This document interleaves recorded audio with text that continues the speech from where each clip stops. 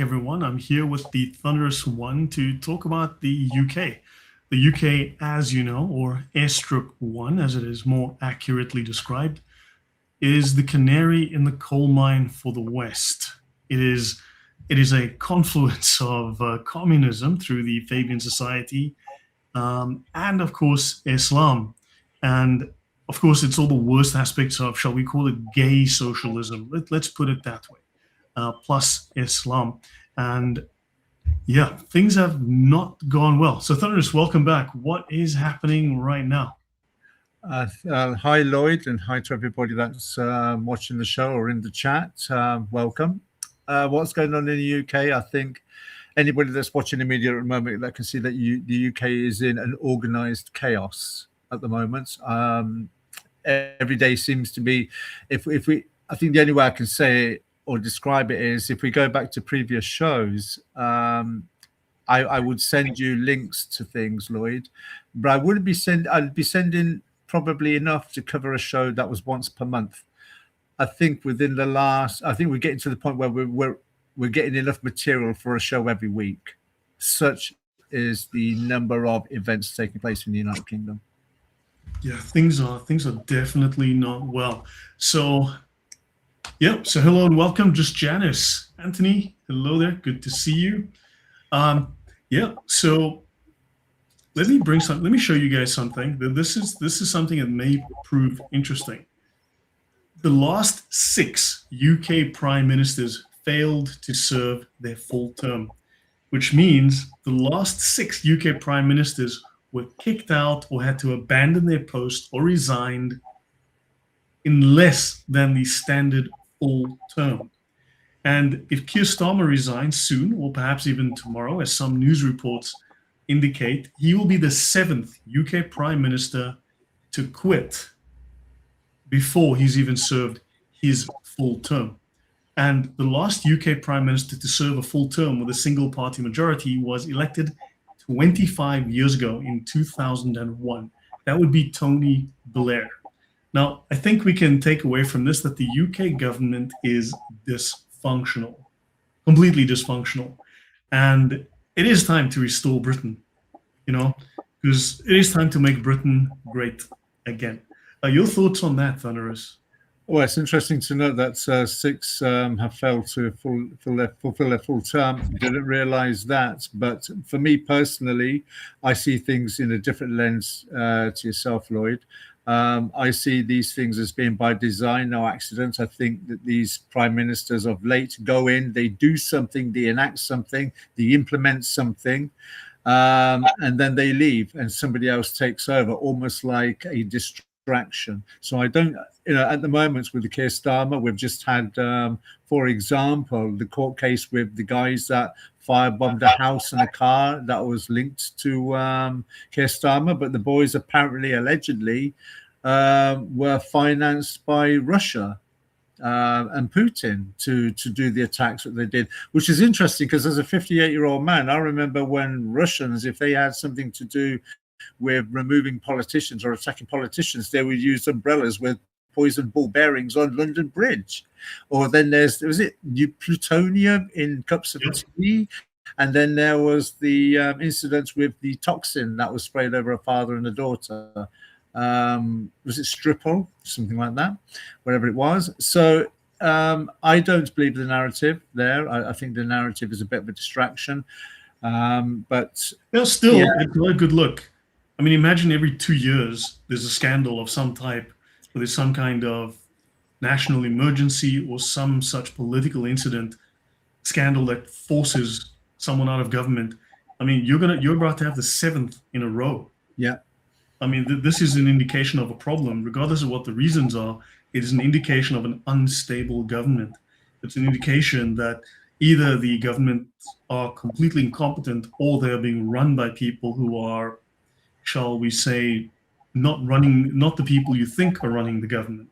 So I've often said to you, Lloyd, that there's a power structure above politics worldwide. Now, that doesn't mean to say that everybody worldwide knows their role in the powers that are above me, but I do see a structure where because there's a pattern everywhere. I don't think we can look at any country and say, look, they've got the ideal model. They're all becoming more dysfunctional than they've ever been previously. You've only got to look at America, look at Italy, look at Germany, look at, say, France. Yeah, but then you can also show that you've got more infiltration by Islam, you've got more infiltration by the communist Chinese, you have more money coming in. So, of course, you're dealing with the fifth column, you're dealing with traitors, you're dealing with spies, you're dealing with people who have sold themselves over to the enemy.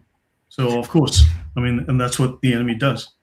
And this is what we're then if that's true, then this chaos is what we would expect. But from my vision, the way I see the world, I see this as being an organized chaos. I don't see it as chaos for chaos because people are making bad decisions. I think people are being forced into making decisions because there's, as I say, in my estimation, there's an end game agenda, and I think the world is being driven towards it.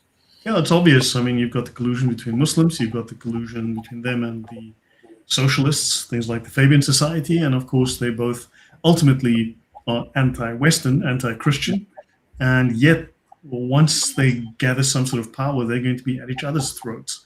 And I think the socialists are unready for just how violent the Muslims are going to be. Yeah. So, as you can see here, Storm is expected to announce his departure on Monday, which is tomorrow. So, yeah, good riddance, but yeah, be careful what you wish for. Yeah, but that's like that's like separating one demon for another demon. That's you're getting one bad person, you're getting rid of one bad person and replacing it with another bad person. If you're looking at, say, from the Tony Blair era all the way down to where we are today, would you honestly say that we've had a human being placed as a prime minister in this country that is actually a decent person, an honest person? I would say, looking at her record since, right, I'd look at, they got Liz Truss out of there so fast. She must have been a threat to them. 49 days. So she must have been some sort of serious threat, the way that they got her out there fast.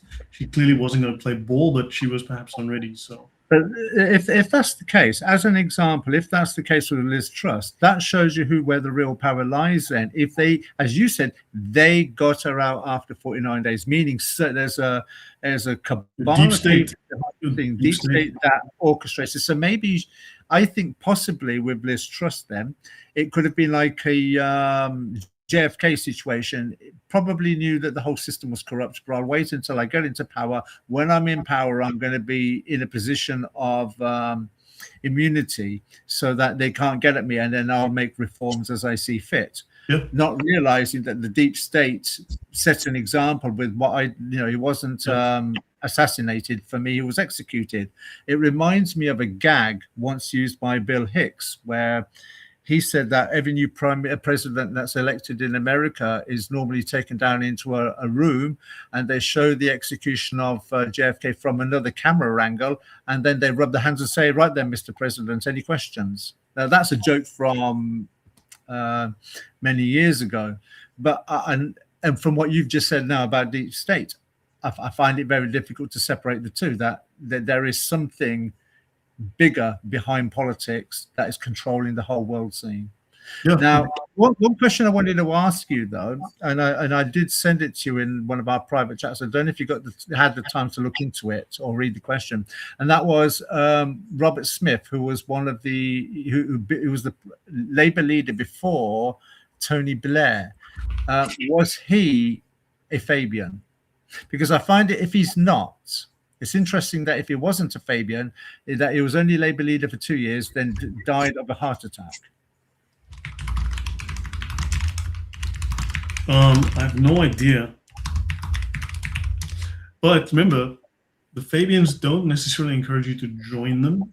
They encourage you to follow their dictates, so you're associated with them, but you're not actually a member, because they want control. They don't want to be seen to be controlling.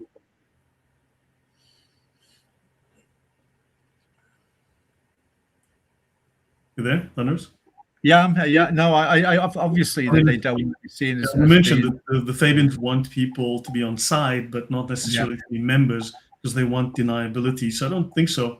But let's get off. I mean, talking about who runs the government, that's a topic we don't have anything hard on, So let's get to maybe this one. Brothers accused of assaulting officer at Manchester airport will not face third trial. Now, of course, as you know, if you or I punched a police officer in the face, broke their nose, and sent them to hospital, I believe they sent at least 2 officers to hospital, we would still be in prison 2 years later. Whereas, as you can see here, this is what they did to a police officer, but that's okay because it's the religion of peace, and if the religion of peace does it to you, it's just fine, and you're a bigot for complaining about it. And one has to bear in mind that when this incident took place, just after their arrest, the protests that were held outside the police station by the Pakistani Muslim community as well. So it was more than just this. There was pressure put on the police from the protests outside the police station. So just so you can see here, her nose was not only broken, but torn open. And she had to have stitches on her nose.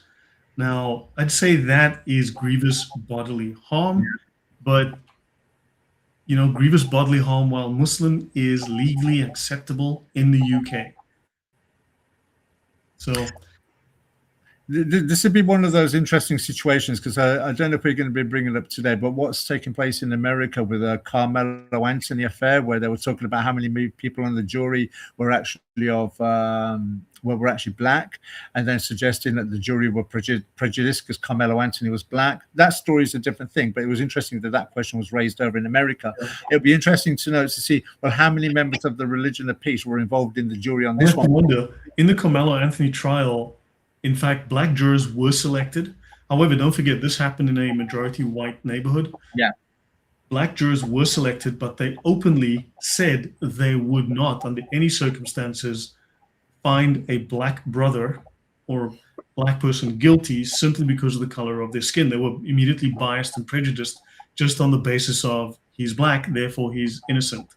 And in fact, something like a third of the jury was Muslim, Indian, and from Asia. So this was not 100% white jury. And of course, they just released the video, I believe, yesterday of the incident.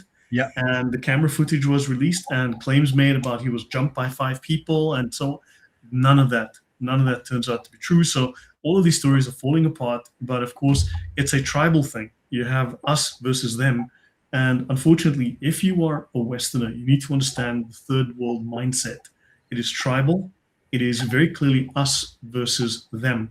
It is us versus you. So I was going to say, if people don't understand that, the greatest evidence that I can propose as somebody that's come from that community is, if you look at the rape gang report that has been released this year by Rupert Lowe, which goes back decades. We're talking about up to 250,000 girls being systematically raped, butchered, tortured, and violated as young as 12 years old. Younger. And what I would say is, not one, if that volume of girls, 250,000 within certain communities, can be violated, that goes back decades. And it's not just the police, the social services, and the local MPs and the local government didn't say anything, but what about members of the Pakistani community? That's where the source lies, because they would know what was going on. They would know. You're trying to tell me that the wives, the sisters, the daughters, the aunties of all these men that were doing these crimes were not aware the crimes were being committed? They knew about it, and in fact, they aided and abetted. They faced no penalty. And in fact, in many cases, including the Carmelo Anthony case, they insulted the family and called for their harm, if not worse, in court or outside the court. And these are recorded on video, and nothing is done to them. There is no contempt of court. There is no jailing. But if there was a native saying this, or a white person, shall we say, that the law would be, as Starmer would say, look, there's nothing I can do. The best I can do is I can convict and jail those criticizing them. But look at Naz Shah. Naz Shah retweeted that comment where that turned around says that these victims should stay silent for the sake of diversity. Yes. So this is the mentality of brown-skinned people. They are ultra racist. That's what they are. The thing is that if you're white, you have original sin. White people are guilty of being white, which is the original sin. And you then have the case that all all actions against you are justified morally because you are white and whites have been the worst evil in the world, and therefore it's all justified forever. I mean, basically, this is how the argument plays out. And, So in this instance, you're watching the same sort of thing, because if you think about it, there was CCTV footage from the airport. There would have been body cam footage from the police. You would have had eyewitness testimonies of people that were in the area watching this thing unfold. And you're trying to tell me they still couldn't get a conviction? You had police testimony, eyewitness testimony, body cam and CCTV, and you still can't get an agreement on a conviction. Yep. There's so many things there are so many things in the United Kingdom at the moment, as far as the legal system is concerned, that just does not make sense. And No. I have been arrested and convicted for crimes, normally violent ones, in the 90s. And it is obscene to me that this sort of, and I was arrested for minor things, for minor violence in comparison to this, and yet I had to do or get convictions against me. Yet this. Yeah, and here you're kicking a policeman, but that's okay. Yeah, we have a lot to get through, so let's not dwell too long on any one given issue. But notice how they get the benefit of the doubt. Missing context. He's not in prison yet. Well, there's missing context. Isn't that what they say about the Quran? That's the normal Muslim default. You're taking it out of context. Yeah. So police force orders officers to keep record of Brighton's anti-Islam comments. So yeah, this is interesting, but I don't see them acting very hard on these hate preachers in these mosques that are saying things like white people are cattle and this country belongs to us and we need to use terrorism to take over the country. This is not an unusual type of comment that you find in these mosques, but it's okay. But the police logs could be shared with future employers because you're not on board with Islam. In fact, you're not on board with the gay agenda. You don't praise and lick the feet of the LGBT. Therefore, you're a bad person. Yeah, this is where we're heading. Employers are suckers for this kind of tactic that's been handed down from the government as well. I think there is also some kind of financial incentive for some companies. If they employ immigrants, then there's I think a £5,000 reward, or maybe there's a little bit more. I might have misunderstood that. So there's actually an incentive for employers to employ people from these kind of backgrounds. What the end game strategy is, I don't know. Is that to be a prejudice against the local demographic or the indigenous people of the country to make them more frustrated? I think that's probably more likely. Yeah. Just so by the way, this leads to a story we'll cover in a bit, but Brandon White's mother says that the police toned down her statement after an asylum seeker murdered her daughter, right? And let's go back to the image. You can see here it is. You can see here, this is the guy that did this. Let's just open the image here. This is the man that murdered her daughter, and they toned down her statement because they want to control the tone. They want to control what he said because they're terrified that the blatant truth is going to incite some kind of response. They're not interested in dealing with the problem. They're dealing with the reaction. They're not interested in stopping the migrants murdering young girls and young men. They are very concerned about what people say about it. They're more interested in policing what people say after the fact and demonizing that than actually dealing with the problem, because they realize that if the natives get restless, that could lead to a problem they cannot control. So the whole point is to pacify the natives.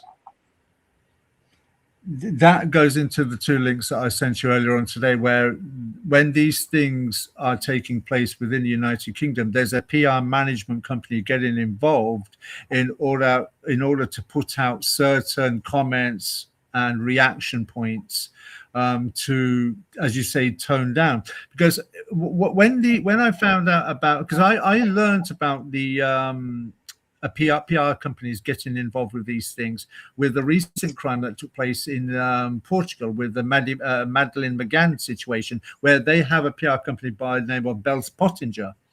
involved in the PR and keeping Madeleine McGann kind of like still consistent in the public mind. Every now and again, her face will come in the newspaper, or some article will come up with about some search that's going on for her abductors.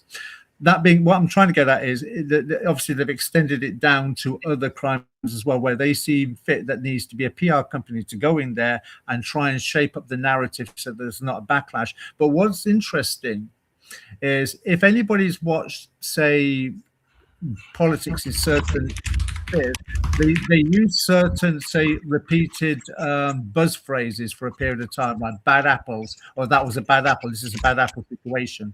And you're finding with these crimes now, where this woman's daughter's been stabbed, you find it with the Henry Nowak situation, you're finding it with the Carmela situation, and where they're saying things like, our family is fully supportive of diversity.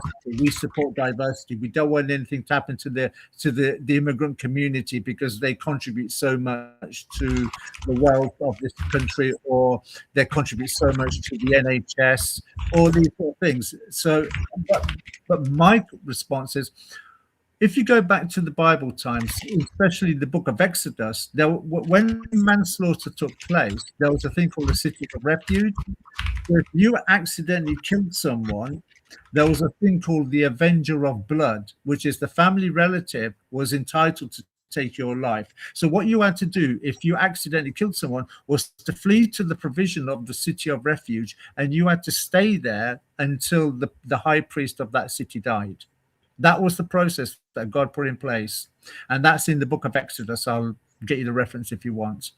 What I'm saying is, it's a natural inclination for a human being, okay, that when a family member dies or is murdered, for them to be righteously indignant. I find it incredibly hard to believe that everybody that's a victim of an indigenous or or somebody of a different color to themselves, basically white people being murdered by black, are all coming out saying exactly the same thing. We don't politicize the murder of my son. Let it not cause division. You know, yeah. I wonder. It must seem like they're coached, and yes, they are. They are given a script to read out. This is the case. But you're not seeing the parents read it out. You're seeing somebody represent the parents read it out. So you have to ask the parents also given an idea of what to say, because the phrasing, the whole messaging is very much of a sort, right? It's chaperoning. But what concerns me is, what is it if you're a father of a son and your son's been brutally murdered in such a fashion? What is it the police are doing to make you comply with the script that you've been told to adhere to? Or they're probably. Who knows? I don't necessarily think they were threatened, but they're probably said for the good of the state, for the good of national security, for the good of social cohesion, so that we don't have further violence in the streets. They'll probably try to appeal to them, but this is starting to. Would that work with you, Lloyd? Would that work with you if you had a daughter and your daughter was raped by a gang of 3 men? And you're trying to tell me that you would somehow comply with what the police have got to say. Look, first of all, at the moment, think about it. The UK government is now setting out to gag social media, especially X, where a lot of this news breaks. They want to prevent 16-year-olds from accessing social media. They want them to vote, but they don't want them to have social media. And they, of course, want to permit 11-year-olds to start puberty blocker trials once again, so they can trans all the things or gay all the things. But they also want the social media groups like X to amplify the BBC and state-approved broadcasters or news propaganda channels, because they feel that these have the correct kind of news, and they want those voices amplified. They want those services amplified because they're very concerned about the growth of, shall we say, the alternative news media or citizen journalism. So you're seeing that there is a reaction to this. Right?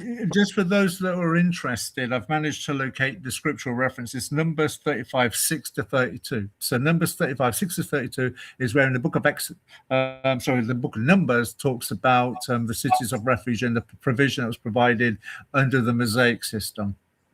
So just to comment. let's not. We don't have time to dwell on at length with every single topic for 10 minutes. We've got a Okay, whole bunch of sorry, ads dude. to get through, and yeah, man in his 50s taken to hospital after crossbow shooting at University of Surrey accommodation. Apparently, a Saudi man shot someone with a crossbow, and I watched the police walk him out to the car very politely. Did they offer him anything to eat when he got back to the police station? Something halal? Maybe they gave him a foot rub and they apologized for having to put handcuffs on him. I have no idea, but I mean, even Vikram Digwa, the man who murdered Henry Novak, wasn't even arrested according to reports, and he was handed his choice of free meal once he got there. I think with this one though, the interesting thing is you can actually legally buy a crossbow. So I think this particular crime will be used in order to ban the selling of crossbows in the United Kingdom, because up until, I should imagine that will happen soon, because you could actually buy certain types of crossbow in this country. It's amazing that, the level of tolerance. But yeah, of course, now this man was barred from the police for questioning Islam. I actually listened to his interview, which was very interesting, and he wins an appeal. He was suspended because he raised questions during supposed diversity training, and he made it clear that he was a Christian. And of course, he was then basically made his environment turned very hostile, and he was eventually pushed out of the police. And of course, he's won a settlement. I'm not sure where it will go from there, but it just shows you there's a bias against the religion that established the UK. And of course, UK residents, their views, their culture is being displaced in favor of foreigners. It's almost putting the fear in people to become Christian or to identify as, because identifying or to become one is almost like there's a threat there. Yeah. So, yeah, no, there's definitely an issue, but news like this is becoming more common. People are speaking about that. This is one reason they want to ban social media. So while you have the opportunity, start to speak on social media. This is actually important. Every voice amplifies the message. Every voice, every dissenting voice is, like I've mentioned before, this purity that they want to create, this false idea of purity, this white bath of milk. And you want to be that little drop of black ink. And all they see is that little black drop.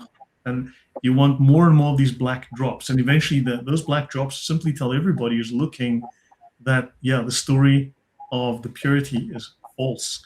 There are issues here that need to be examined, and it destroys the false propaganda narrative that they're trying to create. Yeah, Britain is bleeding. It is very sad. But look, this idea of send everyone back, this is growing. You see this message growing. So man in hospital with serious injuries after violent attack in North Belfast. That's very vague. Yep. This is the one that everybody knows. This is the Belfast situation where the guy was nearly decapitated. Yeah, why didn't they have it? Muslim man nearly decapitates disabled man for no reason. The interesting thing with this one, though, is the reaction from people in government about not so much the crime. They don't want to talk about the crime. They don't want to talk about the Sudanese guy who committed the crime. They don't want to talk about his mindset or the ideology that he adheres to. All they were concerned about was people had it recorded on their phone, and social media platforms were allowing the footage to go on social media platforms. That was all they were concerned about. That was more important to them than the fact a guy nearly got decapitated, which should yet again tell you the mindset of people in power. Yep. And they're more interested in stopping the video from being shown. So when you meet the disbelievers in battle, strike their necks until you have subdued them. So this man obviously thought he was going to war because he was striking the necks and he had subdued them. So yeah, that clearly was his plan. So yeah, it's interesting that when violence targets white people, whichever the country happens to be, it is minimized, and the reaction to it is demonized or even criminalized. Whereas should it be to one of these supposed minority groups, then that is 24/7 news. It's crazy. I mean, the Yeah, Henry Novak story was held back for what, 6, 7 yeah, months? yeah. Nobody knew about it really. I didn't know about it. I don't think anybody really knew about it. But the fact that it took so long before it came out into public consciousness is indicative of the situation that we have with the media and the legal system. Yeah, people should realize that even the Sikhs who are fairly well regarded or generally very Yeah. well regarded, this doesn't mean that they are, shall we say, the salt of the earth and walking saints. At the moment, you see lots of, like within Iran, you see lots of people saying, look, the Kurds, the Kurds, the Kurds. My first time to Iraq, to Erbil, to Kurdistan, when I got off the plane, I was met by my chaperone, shall we say, and the first thing he said to me was, "Do not look at the women because the men will beat you up." That was the first thing he said to me. Don't look at the women. The men will beat you up. So Kurdish men are fully represented within all of these rape gangs or all of these other drug gangs or whatever it is across Europe. The Kurds are not holier than thou. They do not walk on water. Yes, they may be the enemies of the Islamic regime in Iran, but this doesn't make the Kurds good people or your friends. It just means they're friends of convenience, but they follow the same ideas, they have the same logic, they follow the same clan structure, they're tribal and they hate you too. You need to realize this. Can I just add on that? With reference to the Sikh community, I have never known a problem take place within the Sikh community. And I'm 58, so I know the community. Never known a problem like this. Has actually come as a surprise to me. But, you know, this guy had form. The Sikh guy Digwa had form within his own community. However, what I have noticed is that some Sikh members have actually come out and said that Nowak was a racist. He'd lost a football game the day previous. So when he went out on a Saturday night, he was actually looking to go for a fight because he lost a football game the day previous. So there is the Sikh community now of actually behaving in a manner that I actually do not recognize and find very hard to think about this. If there's an issue, which side is the Sikh community going to come down on? The majority of people are going to vote tribal. But the thing is, the Sikhs are regarded in United Kingdom very much like they do the Gurkhas, because the Sikhs had their own English battalion in World War II, just like the Gurkhas did. So that's why they're highly regarded people. This is why I find it very hard to believe, but that's a story for another time. Yeah, but think about it. Ultimately, whose side are they going to be on? Ultimately, you would think they'll go on the side of truth and integrity because that's what they got the reputation for. But obviously, in this instance, you're finding that barrier breaking down. Yeah, but tribal people work according to tribal lines. There's a tribal in-group preference. And besides, you're bringing in so many outsiders, you're just creating division, you're creating fracture. You don't have unity. You've got too many different ideologies you've got to accommodate. You've got to give special dispensation to the Sikhs, you've got to give special dispensation to the Muslims, you have to give special dispensation to the Hindus, you've got to this, you've got to that, and so on. And at some point, you just constantly bend over and they encroach on your own freedom, your own rights. You don't see respect for Christmas. You see, no, you've got to ban Christmas, but you have to put up Diwali lights and you've got to give credence to Ramadan. And it's constantly how this goes. So yes, there has been violence from these communities. And while they've been well behaved, the thing is, at what point does that maybe change, right? So yeah, police checked his phone. Yeah, they went to his father to tell him, hey, by the way, your son was just murdered, and can we have your phone because we want to find out if you're racist so we can justify his murder and say, yeah, he definitely deserved it. That's pretty much what happened with. And we know that has come out recently, hasn't it? The police were trying to shape the narrative as to blame Henry Nowak, and this goes back to what I'm trying to say. Or I was trying to say to you earlier. How the heck can the family be complicit or compliant with the police when they're setting up PR statements? How, if as a father, if I know the police were trying to set up my son falsely as a racist, there's no way I'm going to deal with them. I'm not going to liaise with them or succumb to their PR machine. You know, I'll be speaking out about it. This is where I find there's something going on behind the scenes that doesn't make sense, because there's a pattern of victims being complicit or compliant with the government narrative that gets released about how they support diversity and inclusivity and such. Yeah, I mean, yeah, inclusivity. You know what? As a black person in Poland, I can tell you, 7 years ago, things were different. I was just an oddity, right? But now you can tell that I live in a small town now in Poland, and I go to little small places, and not many people speak English here for a start. But I can tell that when I go places, there's a certain hesitation by the Polish because they see a black guy, and unfortunately, as you know, 98% of black immigrants give the rest a very bad name. And unfortunately, the news has not been good. So therefore, you can see that people have a certain hesitance when looking at me. There's a certain caution. You can sense it. You can feel it.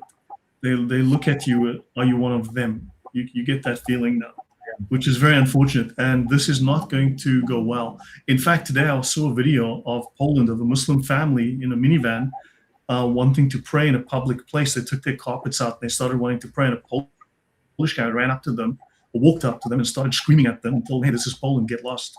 Not here." And he heckled them until they got in their car and got lost. But yeah, the Poles are not going to put up with this, and their culture is still very strong. And yeah, even the Brits need to start to have some backbone. But the problem is, any reaction to anything like this is criminalized. I mean, preachers are getting arrested for preaching in London streets, or in any town in the UK for that matter. But Muslims can pray in public, literally on the street, and that's okay. The Christian preachers, if you go back to an article that we discussed several months ago, where Canada wants to ban certain passages of the Bible as being hate speech.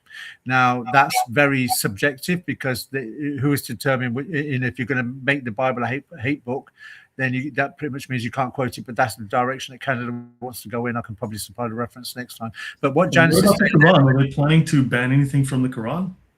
No, well, that which is interesting, because you and I discussed many years ago on the Gin and Tonic show that the epitome of hate speech is the Quran. If you're going to ban hate speech, you're going to have to ban the Quran. There's no greater piece of literature that is more hateful than the Quran. You know what's interesting? Then you got this report here of teacher and 2 pupils stabbed in school attack, right? There's another report of a migrant attacked 3 children, stabbing 3 children recently, about a week or 2 ago, because he failed to get, I think, a welfare payment, and he attacked children because of it. And there's no coverage on the news. Very interesting how that happens. Can I do? Janet just said a moment ago that where was it? She says, I used to get angry talking about the UK. I always get angry talking about the UK. I never used to. I think, Janice, the reason why you do, I think we discussed this privately once with Lloyd, and that is because you and I are of a certain age, and we remember the 70s and the 80s and the 90s in this country, and how beautiful it was. Girls could walk home at 2 o'clock in the morning on their own. I saw it for myself, gave lifts to girls I didn't even know, and people would get in your car. That's how the country was. But we've seen the decline, and the decline is what gets us angry. We get righteously indignant because we remember how good, coherent and cohesive this country was. Not anymore. That's why you get angry. Yeah, this is an interesting one. I just saw this now. Christian cop suspended after fellow officers reported book in his locker by ex-Muslim turned Christian. So a Christian cop has a book in his locker by an ex-Muslim turned Christian, and he is suspended when the book is reported. So yeah, reading without a license, I guess. So this is thought crime, isn't it? This is thought crime. So books are becoming, we get into the, was it Fahrenheit 451, is it, or Fahrenheit 457, or whichever the Ray Bradbury book was, with reference to books. Books are now becoming dangerous. Yeah, I knew it was a Nabil Qureshi book. I just knew it. I knew it would be it. So this was the book, and of course he is now suspended because he. I've actually read this book. I think I bought it. What can I say? So this is the UK now. You can't read about Islam from ex-Muslims because you need to kiss the feet of Muslims, or you are, the wrong type of person. It is very calculated, and yes, they are wanting to ban the Bible. Clearly, all of this is anti-Christian. It is anti-Western. It's anti-Western and European culture. And the sooner you realize you're in a fight, it is you versus them. It's an us versus them situation because they are against a certain kind of culture. And yeah, I mean, they've taught white people to hate themselves. That's fine. There are Jews that hate themselves and that turn on their own type, their own kind, their own people, their own history, their culture. But yeah, I mean, look, they'll even go against me because I am the wrong kind of black person. I don't, I am not politically black. So therefore, that's a problem, right? So you need to understand this is not going to end peacefully. I don't see this. No. Everyone's friend, exactly. Yeah, Thunderous? I was just going to say, Catherine says it feels deliberate and calculated. Catherine, I totally concur with you. I personally, in my estimation, this goes back decades where a vacuum was created within secular lands. That vacuum was created by atheism. And then this is what you get. This is a byproduct of atheism where it created the vacuum where all these problems start to exist because there was no foundational bulwark. It was all removed and broken from Darwinian evolution taught at school, atheism when you get to your teens, there is no God, or if there is one, he's a hateful, spiteful, capricious, vacant landlord. You create the vacuum, and this is what you get. This is the world you inherit when you remove biblical, objective, theistic, moral values. This is what you get. Yep. Please understand, Christianity is the flag that you need to rally around because the UK is a Christian country. Now, people might say, well, most of the UK is secular today. That doesn't mean anything because the UK is based, its law, its culture, its morals are based on Christian culture, based on Christian moral teachings. It's based on the Bible. It's based on the example of Jesus and the apostles. So as you start to move further away from the example of Jesus and the apostles, you're going to move closer to the commies, and we know how murderous the commies were in the 20th century. Communism, in fact, the 20th century was the communist century, and it was the most violent and deadly century in recorded human history. The communists murdered more people in one century than had been killed in the previous 2,000 or more years. So the communists were bloodthirsty, lethal atheists, right? And of course, yeah. So in that gap that you're leaving, you're going to have Islam and you're going to have these murderous commies, and neither of them are. These are wolves who are not organizing for the benefit of the sheep. This is true. Dawkins has a lot of blame here. Yeah, I hold him blood guilty for a lot of what's going on. He, in my estimation, he's got blood guilt on him. Yeah, the king is head of the church and state. Where is the king? Where is Charles? Probably at the local mosque praying. Yeah, I would prefer he was down at the pub drunk, and at least then we could have a good excuse. That would have been his auntie, the Queen's sister, Margaret. She was always down at the pub drunk. Yeah, but at least if the king was down at the pub, at least you could say, okay, well, fine, I get it, But this is different. So, by the way, German woman beheaded, homeless African male. They forget to tell it's a Muslim male, arrested for murder, right? So a German woman is beheaded in Italy, I believe it is, in Milan. So a German woman is beheaded by a man in Italy. Somehow this didn't really make the news. I'm not sure why. One would think this would be news, but then, of course, they'll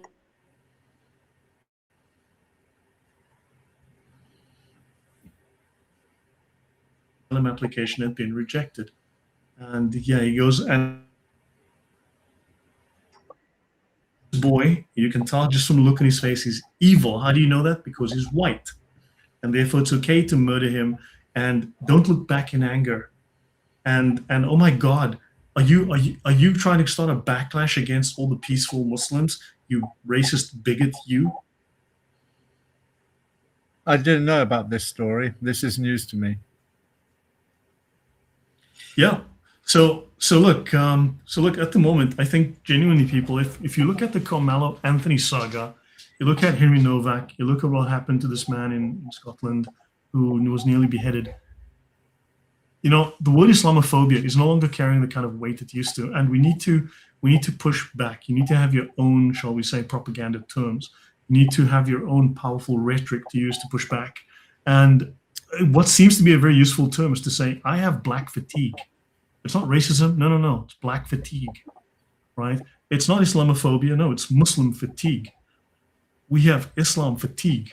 Simple, just use those terms, right? Because it places the onus on them, right? Because they come up with these fancy rhetorical terms that spin the whole argument and place the burden on you. So you need to do the same. But this is think about it. They try to make Carmelo Anthony the victim. Oh my God, now I have 5 sons. What do I tell them now? Yeah, tell them not to stab people. How about that? Follow the law.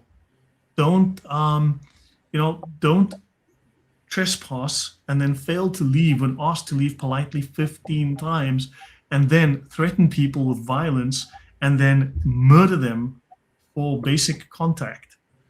Or how about people who are trying to claim that not 2 people have lost their sons? No, no, no, no, no, no, no. Carmelo is alive. His family can go visit him, whereas unfortunately, Austin Metcalf, his family can't go visit him where he is. So these arguments are fake, and they're no longer working as well as they did. People have black fatigue. So simply, look, and the problem is that when you run out of goodwill, and the goodwill has been abused, when the goodwill runs out, there is going to be contempt and there is going to be anger. And then if you keep pushing, you've used up all of the restraint. And then there is going to be a backlash that I don't think people are ready for. Yeah. But I do genuinely sense that backlash is coming. Thunderous. Yeah, no, I agree with you. And it seems to be happening in many, not just in one country, it's happening in several countries. The same things are happening, and the modus operandi is exactly the same for these smaller communities where they're antagonizing the local indigenous. It's not unique to one area. It's happening everywhere. I think it's all part of a pattern. I think it'd be stupidly perverse or hopelessly ignorant to challenge that statement. And I agree with you, Lloyd. This is going somewhere. This is leading somewhere. And I was going to say this in the private chat, but I recently went to my my sensei's dojo, which I hadn't been in for years, because a certain martial artist that appears in movies actually made a guest appearance. And I'll tell you privately who it was, but I can guess somehow. I trained, and I realized as a 58-year-old man, when you send you the footage, you're going to probably laugh at me. I just can't get up anymore. My knees are gone. Once upon a time, I would have been ready for this kind of stuff that's going to happen. But now I look at certain people of my generation that feel the same way as I do. And we're looking at people below us of another generation, and they've come from university or they've been brainwashed with this woke ideology. And I think, where is the resistance going to come from? Because the ones that had the heart and the mind for the resistance, we're too old. And the ones that have come after us, like say someone that would have been the equivalent of a child if I had one, or my grandchildren if I had them, I don't see many men in that area capable. I will say this, in South Africa, you guys might remember not that long ago, a couple of years ago in South Africa, there was a massive uprising in South Africa where tribal blacks went on a serious rampage. They tore through Durban, through Natal. They burned down massive warehouses. They looted, they robbed, they broke things, they smashed things, they stole entire warehouses, they stole entire inventories from stores, and they went wild. They tried to enter neighborhoods and steal property. I've been a victim of that. That's the reason I left South Africa. But a dedicated group of people, black, white, but people who shared a certain cultural worldview, came together. They had trained, they had prepared, they were armed, and they managed to repel the invaders and calm the situation. So you don't have to be a majority to deal with this. You just need to be a very well-organized minority. Yeah. A small group of very well-organized people can deal with a much larger group who are not readily organized. Go on, Thunderous, and I'll finish my thought. I didn't mean to interrupt your thought now, but while you were speaking, it reminded me of a comment, and I think it might have been what's his name, Officer Tatum. He has his own channel on YouTube, and it was a comment that you just said previously about other black people are fatiguing with reference to what's happening with the Carmelo Anthony situation. It reminded me of something that he said, that if there was a race war, he says you can have, say, 1,000 black people with guns. He goes, but the fact, by the way, that they hold their gun, they're not going to hit the target. But you've got white people living in certain areas of the country. They know how to hold a rifle. They know how to gun. They're firing on gun ranges every day. Black people don't do that. If you want a race war, white people will, only a small group of white people will wipe out the whole black community in Africa, because they know how to use their guns. They take their guns. They go to the rifle ranges. They know about military. They know about guns. They know about weapons. They know about the. Now, if you want an example of that, you can look at the Rhodesian War or the African Bush War, right? The South Africans were outnumbered. The Rhodesians were, for instance, were heavily outnumbered. I believe their kill rate was like 40-1 because they were disciplined. They were trained. So you must understand that even in the UK, you may not be fully aware of this, and now part of this is speculation. Part of this is me having spoken with people in the past who were preparing for things like this, incidents like this in South Africa. A lot of ex-military people are obviously people of moral standing. They love the country, and they have prepared documents. They have prepared plans. Not everybody, but when things kick off, people are going to obviously eventually look around and find where they can find people who are organized, prepared, and able to fight back. And yeah, those on the fringes are going to get picked off, granted. But there are people who have thought this through very carefully. They have thought about how to barricade themselves, or how to barricade the enemy in, right? How to isolate them for various reasons, how to defend themselves, how to harden their communities, how to arm themselves, what to do to supply themselves with food and water, shelter, and so on.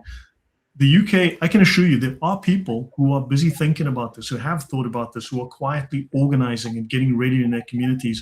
So this is happening. There are people that are carefully thinking this through. And these are the people that are going to win this fight. So yeah, there are documents online that discuss this. And so this is, people are going to be ready. People are going to be ready. But this is what happened in Durban. And this is what is coming to the UK. You already see it. It's all over Europe right now. It's not yet in Eastern Europe, thank God, but it is. They're going to try and bring it here. I mean, this is people just stealing whatever they can, people looting and stealing. And this is standard black behavior. So yeah, that's where I was. So yeah, so this 14-year-old boy lost his life, nothing in the news, but, you know, slap a Muslim, and of course it's going to be worldwide news for 10 days.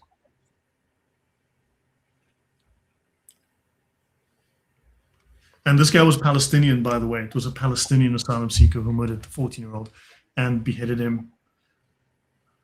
Next topic. So American woodsmen are a self-sufficient lot. Yep, and so are South Africans. So are old South Africans. Don't assume because they're old, they're not well prepared and well trained. And I can tell you, friends of mine in Germany, I'm going to visit a friend of mine there.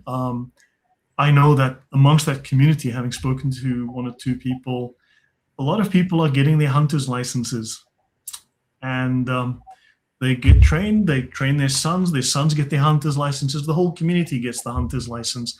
They all go hunting, and they learn how to shoot. They learn how to handle weapons, and they buy a lot of weapons because one day they have the feeling that they might have to do more than just hunt for wild boar, let's say.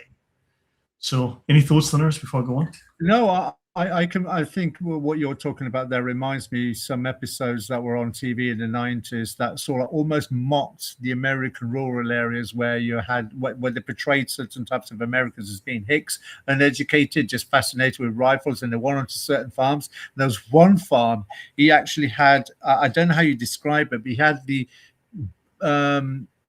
you find them on ships, Navy ships, American military Navy ships that fires rockets or bullets, rather, of high caliber bullets, and it has 4 sort of like barrels, and he had one of those on his farm.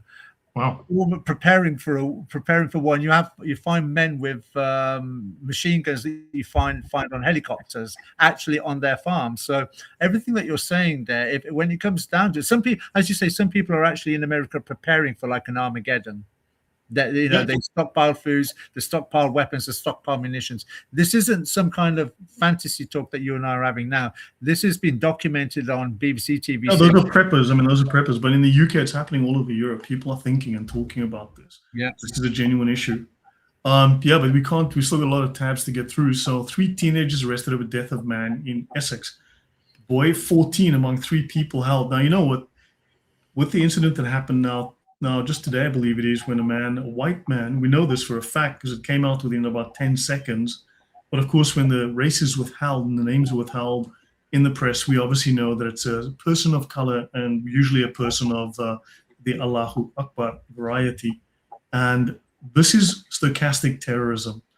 They don't have to plan it. It doesn't have to be organized. They just have to turn the virus loose. You have no idea who's going to be infected, but it's going to be panic. And in fact, the lack of knowing, the surprise, the worry, the fact that it could hit anywhere at any time, that preys on your mind, that weighs you down. That is just stochastic or random terrorism. So they don't have to have, this doesn't have to be ghost protocol, right? This is just, you turn them loose and they will go and do their thing and they will cause chaos and mayhem. And then what they do is they don't deal with the source, they don't deal with the problem, they deal with the secondary order issues, which is the reaction. And they demonize the reaction, which further traumatizes. This is causing trauma, emotional trauma, shock, and anguish in the civilian population, the white British population. And of course, you feel powerless, you feel helpless. And then this emboldens the perpetrators. It shocks the victims into inaction. But I don't know how long that this rubber band can keep stretching, because I'm at the feeling that this rubber band is either going to snap or it's going to snap back real hard.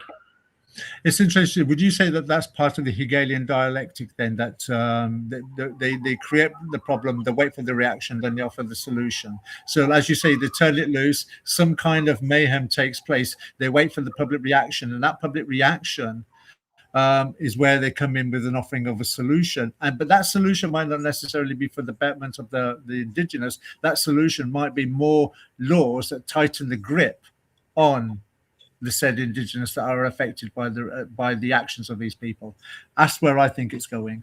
Yeah, problem, reaction, solution. If there's one thing David Icke said that's correct, I mean, the rest is just complete garbage from what I can tell. But problem, reaction, solution. Create the problem, capitalize on the reaction, and then have a solution to the problem. The problem is not the problem is the reaction.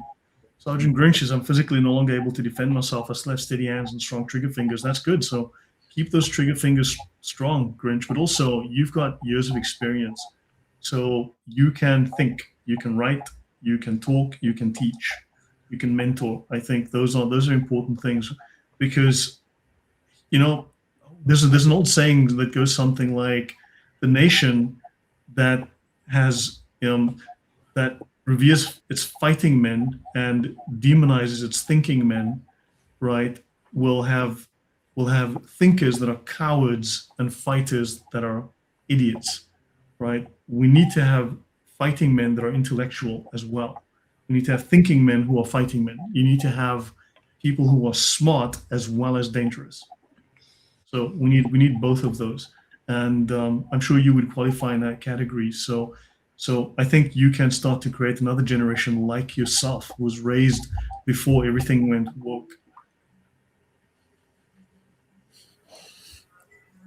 Well, that's pretty good stats. That's a solidly good stat.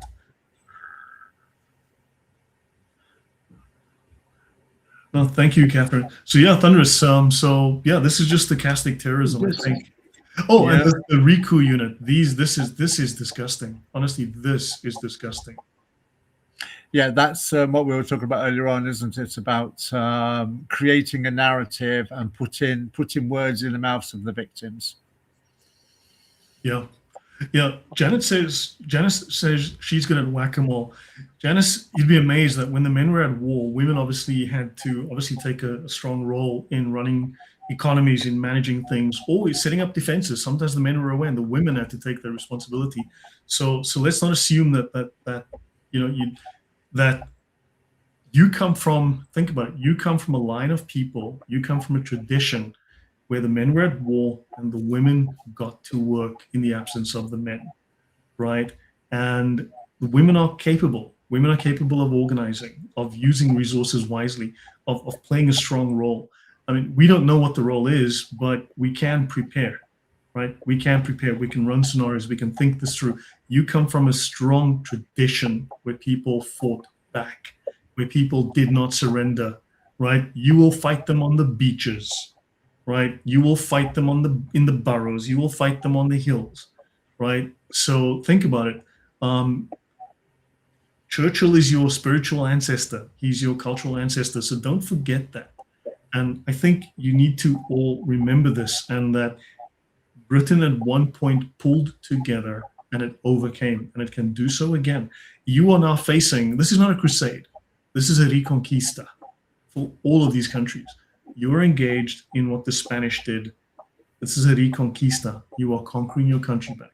First, you find your moral courage, you find your voice, and then you will find your people, and you will then, once you remember who you are, you will know what you need to do. But first, you need to remember who you are. Thunderous. No, agreed. But that's just on this news item alone. I think that when people are moving forward, when they're watching an event where somebody has been attacked, just watch for the response, look at the words and the statement that's being made, and notice a pattern that all these people seem to be saying exactly the same thing, like it's from a script. Yeah, the purpose was to monitor and challenge the spread of Al-Qaeda propaganda. All of this anti-terrorism stuff is now being turned on the people of the nation, you know, and don't look back in anger. Think about it. You know, there was this guy that stabbed these 5 men today. No one died, right? But of course, there's huge outrage. You have people like, what's her name?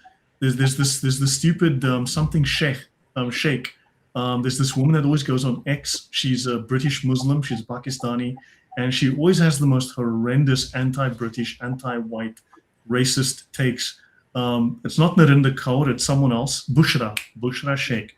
He always says the most disgusting things, right? But think of this. All you need to do now, when people talk about how this Scottish man, look, they're not going to care about the facts that statistically 90%, 95% of these assaults, these terrorist assaults in the UK are by Muslim men, right? They're not going to care about that. That statistically, while Muslim men are 6% or 4% of the population, right, they are 86% of the violent gang rapes in the UK, right? How is like 4% of the population responsible for nearly 90% or more in various scenarios of the major crimes, gang rapes, tortures, and other things happening in the UK? That's a crazy statistic. But that's also in Europe. Sorry? Sorry, I didn't mean to, but that's also in Europe. We're talking about England, but with those crimes, they're manifest in Australia, Europe, and I don't know about America, but definitely Europe and definitely Australia as well as England, that have that problem with immigrant crimes, which are disproportionate, committed by them in comparison to the ratio per capita of the indigenous demographic of those countries. Yeah. So look, my advice is when they start to try and guilt you on the fact that but a white man attacked 5 Muslims and stabbed them, you can say, well, you know, don't look back in anger.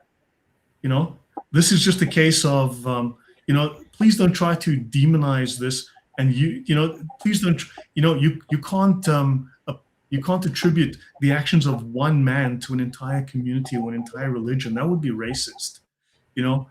Tell them, no, this is just a single mental health episode. What do you mean? You know, you cannot attribute this to an entire community, you racist bigot, you know, so don't look back in anger, you know, and please don't try to politicize this event. Think of what the families of the victims would want. They would want privacy, and they would want us to find community cohesion and come together. What is this bigotry of yours, this racism of yours, to try to use this to demonize a certain group of people? Literally just calmly use the same rhetoric right back at them, because it's a very polite way of telling them to F off, because that no longer works. Well said. You well said, Lloyd. You read it as if you wrote the script yourself. Sorry. Great. What do you think, Thunderous? What do you think, audience? Do you think that would work? Because just turn their playbook back on them. Yes, I absolutely do. I absolutely wholeheartedly agree with that response, or that strategy, I mean, as a response. Yep. If it's good for the goose, it is good for the gander. And you will notice, though, interestingly, this is now being used on social media. I was watching this today. This has become a thing. And you need to shamelessly, I mean, think about it. Do you know what? When I heard that this man stabbed these people, I realized that I had empathy fatigue. That At this point, I don't care. Now this may seem wrong, but at this point, we're at a place where you have had multiple horrendous attacks on children, girls, boys, women, men, old people. You see old people assaulted, 70, 80-year-old, 90-year-old women and men attacked by groups of men, robbing them or just beating them for fun and laughing at them and videoing it, putting it on social media and not getting arrested. And we are now supposed to have sympathy on this one incident that comes out at a very convenient time. I'm not saying the government initiated it, but of course it's going to happen. But this just happens at a convenient time, and it deflects from the fact of Henry Novak. It deflects from the fact of the rape gang inquiry that Rupert Lowe put out. I read the entire thing. I finished it yesterday. I think the only thing I didn't read was the appendices, but I listened to people discussing it. But I read the entire 219 pages. I went through the entire report, word for word, page for page. It is horrendous. It is evil. And anyway, I realized I have empathy fatigue. I don't care, because you're at a point where it's you versus them. It's us versus them. They don't care about you. The Carmelo Anthony thing turned people off. It said, look, we're done with this. If blacks are going to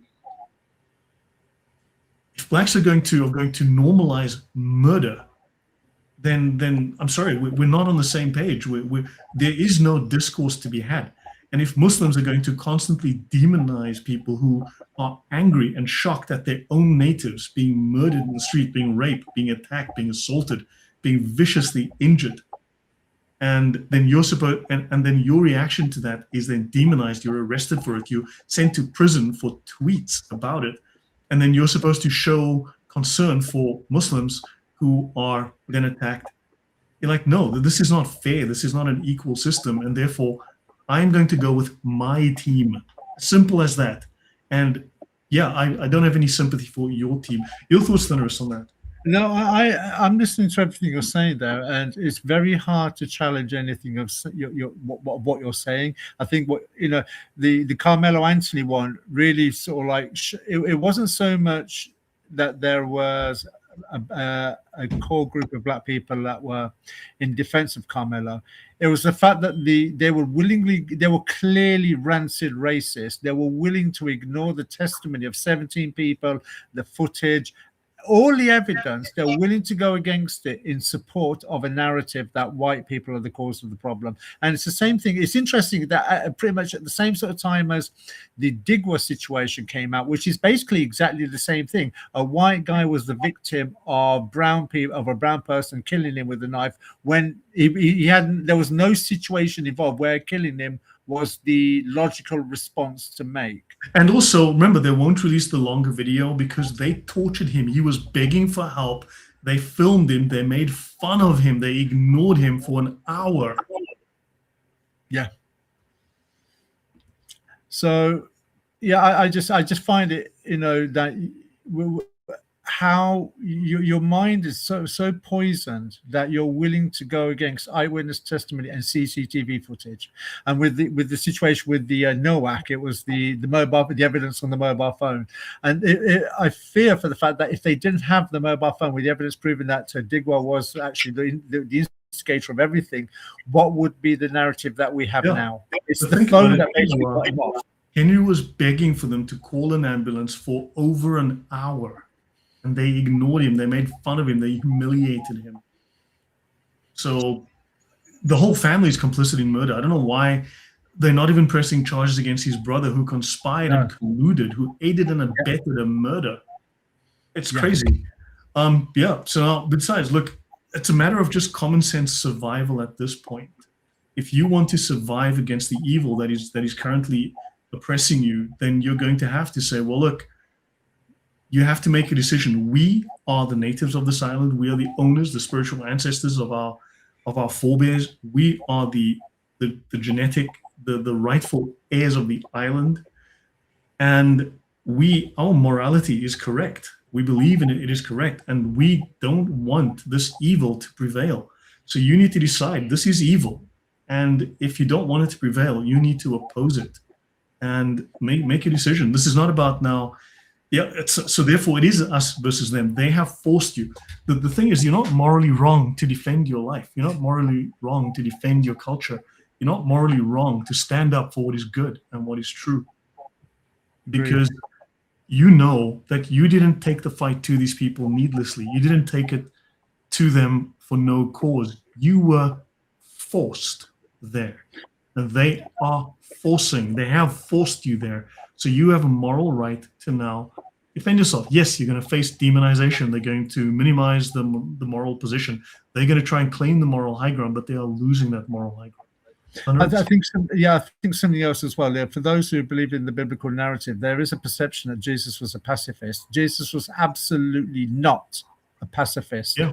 In any sense of the word. He was a proper man in the true sense of the word about being a man. And he's also spoken of as the one that's going, when the kingdom is installed, he's going to wipe out all his unrighteous people. So this is not a pacifist. This is a man of war. When the time is right for war, if you look at the situation when he goes into the temple and he kicks out all the moneylenders, you can see Jesus in passion with righteous indignation. So there is this perception that he's weak, skinny guy, that he's a pacifist and blah, blah, blah. No, he sat down, he took his time, he made a whip, and then he went to beat people. Yeah. So Jesus is indignant. He's not a pacifist. There is nothing wrong with defending your faith. No, you're right. So I watched this video. Council enforcement officers threatened to knock out a member of the public because he was stealing their money, apparently, because he wouldn't comply with them, and therefore they weren't going to earn anything, and therefore they were threatening to. They wanted to walk him away from the environment to a quiet place where they could assault him. They've lost their jobs, but one has to wonder how much of this is the norm in this country. The situation with them losing their jobs, Lloyd, is there's been suggestion of further footage of them being shown working a few days later. So I would hold fast if they actually did lose their jobs, because but the footage that they've got of them now, it could be old footage, not new footage. So we don't know. But at this moment in time, it is suggested that they've lost their jobs, but there is suggestion that they haven't. Yeah. So, this one is shocking. A gay couple. Now, look, we all knew this was just a matter of time. We all know it's happening to other children.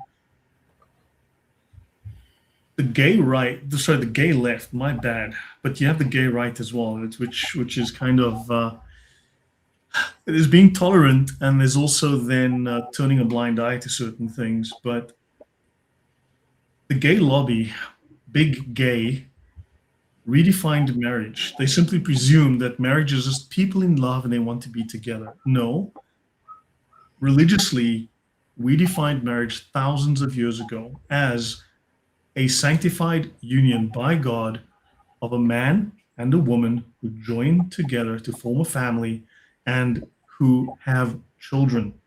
And they raise those children and they continue in that tradition. That was marriage. It was religiously defined for thousands of years. Then the gay lobby comes along, big gay comes along and says, you just hate love, you just hate people because marriage is just two people getting together. No, two gay people getting together is nothing to do with family. It's nothing to do with creating a future. It's about orgasms.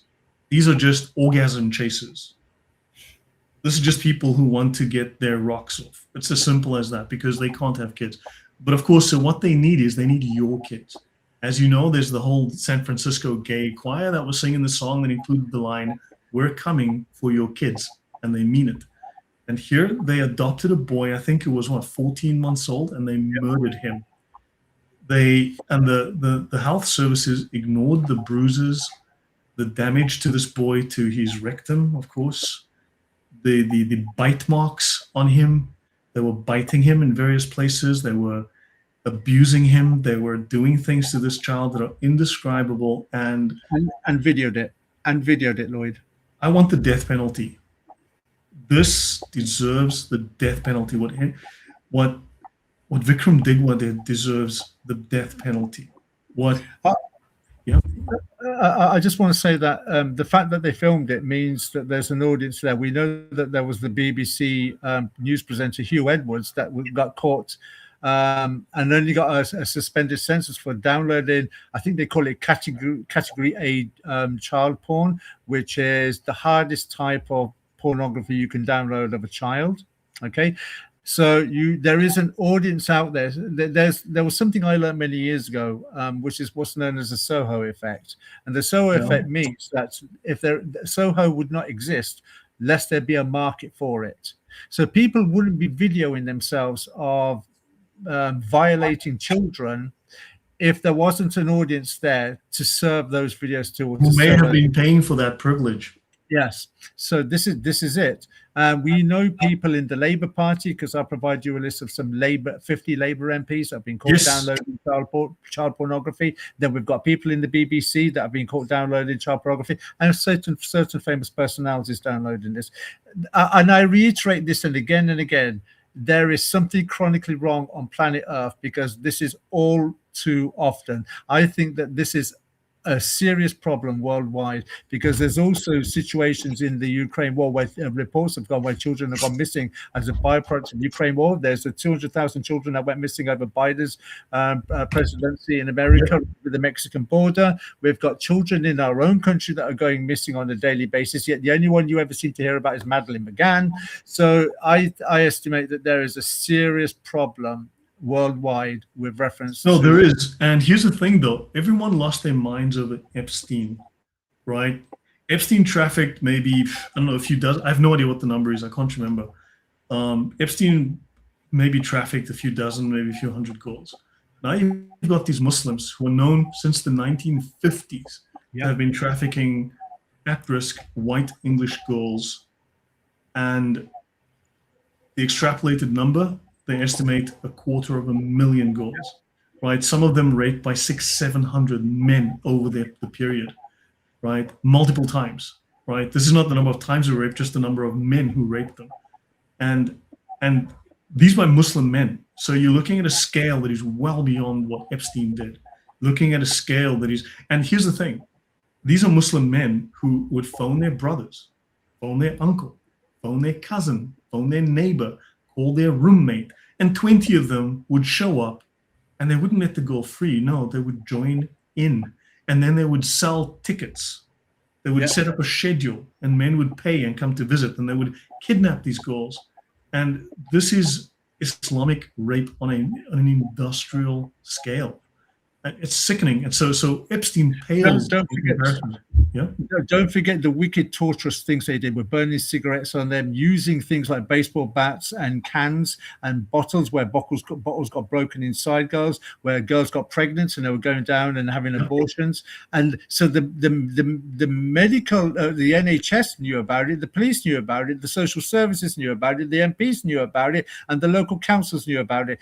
You have to ask the question: how many of them were complicit in as well in partaking of this crime for so many people to be getting away with it during that period of time? There is the government is guilty here. The police are guilty. Social services, the people who looked after the adoption homes, what do they call it? What do you call the child who has no parents? The orphanage, or the orphanages, the adoption homes, all of them are deeply, deeply complicit and guilty, and people need to not just go to jail. People need to be hung for this. And yes, and this boy had throat and mouth wounds. I didn't want to talk about that because it's too difficult to think about. But this isn't unique to Europe. Spain has the same problems as well, where the migrants are going out to orphanages and places of childcare and taking girls from there, and in fact sometimes raping them inside the hostels. They're raping them inside the hostel. I read the report. I mean, it's Friday and Saturday. I read the entire rape gang inquiry by Rupert Lowe. It is shocking, and so look, doesn't this make you angry? There needs to be retribution. There must be retribution for these crimes. There has to be a reckoning for these crimes. This cannot be left to stand. And look, you may not know how, we may not know when, but at the very minimum, we can speak about this. You can find your resolve, your emotional and your moral resolve. You can speak about this stuff clearly. You can educate yourself. You can speak, because they want your silence. And the whole point of this unit, this nudge unit that is designed to shall we say, spin the vocabulary, spin the rhetoric, spin the propaganda to create this whole idea of don't look back in anger and all of that. You can make fun of that. You can turn that upside down, but you can change that. And we don't know when, but there's going to be a spark. David Betts, Professor David Betts, he was a bit conservative on his most recent talk. He said he thinks it's very highly likely the UK will have a major civil war within 5 years, and it's inevitable within 10. Now, I've heard him more recently state this could happen tomorrow. We just don't know what the spark is going to be. I think it would be less than 5 years, but you're going to start seeing stochastic violence. You're going to start seeing this tit for tat sort of response. I think this is going to start happening. And of course, the UK government is going to come down harder on the locals because they need to suppress that, because that can flame up into a majority again versus what is ultimately a minority war. And but it is going to flare up at some point. And we just don't know what the trigger is going to be. But in the US, you see that they've now focused on the fraud. But of course, you also have to focus on the fact that there is such kind of trafficking involving children, involving minors, even involving adults. This is organized. And you're going to find Muslims at the heart of a lot of this. You find the fraud is majority Muslim, and foreigners. The poor are more of a burden upon you. That bottom 2% of society is more of a burden upon you. Elon Musk is not raping your kid, but the poor migrant who came over on a boat that your taxes are housing and feeding and giving an education, he is. Thunderous? Yeah, I think just to conclude on this point, for those who accept the biblical narrative, if you go back to the days of the nation of Israel, child sacrifice was prolific. Certainly with the Canaanites, the archaeologists dug up hundreds of urns where they found the remains of children being sacrificed to the god they worship called Molech and Ashtaroth as well. So if you think that was going, if that was going on then, what makes you think that it's not going on now? Look, it's going on now. It just takes on the characteristics of the time and the place, but it is the same thing. Yes, it is the same thing. And moving on. So let's try to. Okay, so this is fascinating. So these people, and she converted to Islam. Now we don't know if she was converted under duress, and of course then you have the whole Stockholm syndrome thing. But she was converted to Islam, and but they forced women to drink bleach and urine. They set one victim on fire. And of course, she did so at the behest of this guy, this fun-looking Muslim guy. His name is Muhammad. He could be Buddhist. I'm not sure. No, you got that right there, mate. You narrowed it down to one because it's the name of one. Yeah. So look, this is there's just too much of this. It is no longer a coincidence. Forced women to drink bleach. Yeah. So this is insane. Yeah. The sad thing is that you don't know if she was originally a victim herself that just went along just to stop the torture. Yeah, I think probably, like you say, Stockholm syndrome. That's probably the likeliest. Another example of somebody that's come from a broken home, from the local demographic, broken home. Had a hole in her heart, and he came along and filled that hole in her heart with paying her attention. She bought into it, or was likely deluded into it, probably abused her, thought that it was probably, if she's come from an abused home, the likelihood is she thinks abuse is part of the normal culture of life. And then just merely applied it to the next victim and third victim that came along, thinking it was normal. Right. I want to mention one thing, though, for people that are dealing with this. I put this on X a little earlier. Okay. I put this on X a couple of days ago. Yesterday, in fact, I put this on X. And I just want to mention something in regards to, there's an argument people are making. Now, I've seen people literally laughing and making fun of the rape gang report as if, well, thank you very much, Art Butler. He says, Lord Almighty, you are just, and you examine the deepest thoughts and hearts and minds. Let me see your vengeance against them, for I've committed my cause to you. Yes, retribution is not vengeance. It is not being a vigilante. Retribution is just punishment for evil committed. And there needs to be a retribution. There needs to be compensation. You're very welcome, John. Excellent. And thank you very much, Art, for that donation. Really appreciate it. I want to mention something with regards to the statutory inquiry. dismissal of a lot of people. I've seen a lot of people make this claim that, oh, Rupert Lowe's rape gang inquiry is useless because it doesn't have statutory powers. Okay, now these rape apologists, and I would think they are rape apologists for dismissing the rape of hundreds of thousands of girls or tens of thousands of girls. Even if it was 5,000, I think that's 5,000 too many. But they fail to realize a point that I've seen even Maggie Oliver. Now, unfortunately, even Maggie Oliver, in her wisdom, decided to, shall we say, dismiss the rape gang inquiry. So, I mean, even she's had exactly roughly fuck all success with the UK government, excuse my French. So who was she to dismiss Rupert Lowe's work? Who is she to dismiss the effective work they've done in finally getting this moving when the government is still dragging its feet after years, right? Now, Maggie Oliver has stated this herself, and I saw this on an interview she did with CNN 18. It's a TV channel in India, when she stated that even a statutory inquiry, an inquiry that has statutory powers, even the government inquiry, the supposed Labour rape gang inquiry with statutory powers, has exactly 0,000 enforcement authority. Literally nothing.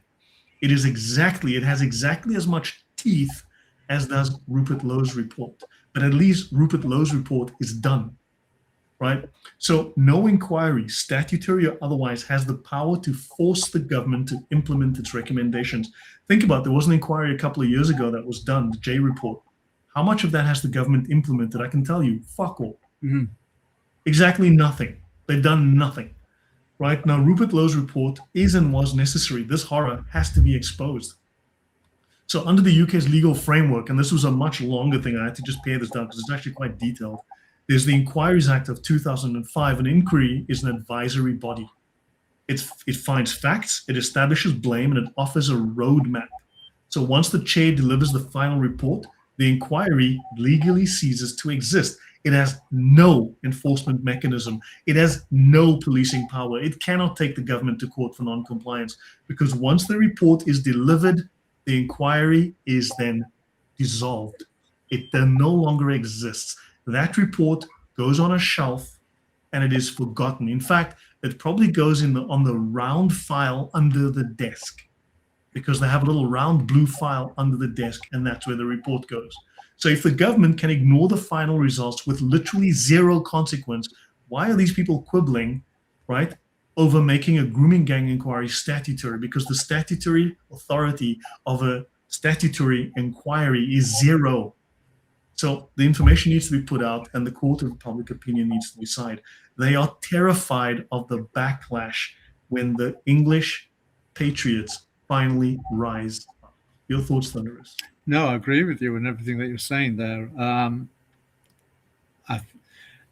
The whole report to me, and I've not read as much as you because I've got other things I'm reading at the moment, but I've read about half of it. And if half of it is all you read, if you can stomach for it, it's not light reading. It beggars belief that we're living in a day and age now where these are known crimes. We have the victims and we have the guilty perpetrators and we know the addresses, and nothing is being done. Actively, the only conclusion I can draw in all of this is that because of the close ties via consanguineous marriages, these men served as procurers of children for people in higher position, and because they're products of consanguineous marriages, their loyalty through blood and their loyalty through religion would mean that they would not inform on each other. So I think that possibly other people that were not related to the Pakistani community were probably beneficiaries of the crimes that they were committing. That's a very hard thing to prove, but for so much to have gone on for so long, there's something more insidious taking place there. Right.